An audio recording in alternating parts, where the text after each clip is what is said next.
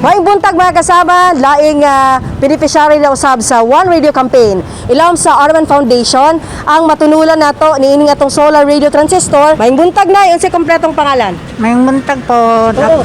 Kumusta man na? Unsa man inyong trabaho gyud? Kuan nga nang maglimpi sa og sagingan usay manadtad.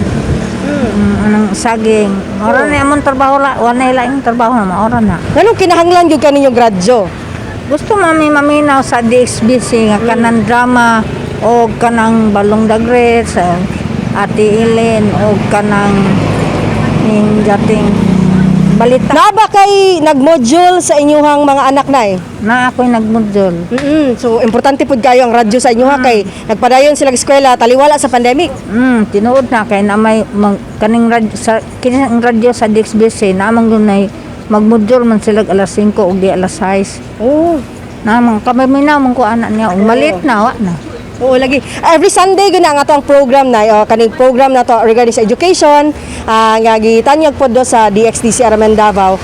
Makadug ang atong mga estudyante sa ere. So karon nay dawatan ninyo ang among early Christmas gifts sa Arman Foundation sa DXDC Arman Davao, ang atong solar radio transistor.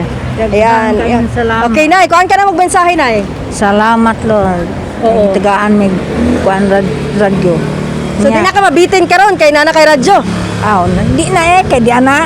Bag-o pa gyud, gasinaw pa. Mga mga kasama na natunon na nato sa lain na po natong beneficiary ang atong solar radio transistor. Natunon na nato atong solar radio transistor sa lain na po natong beneficiaryo karong adlaw. Kasama mo sa balita ug serbisyo publiko, Radyo Man Aimee Ginita, Tatak RMN.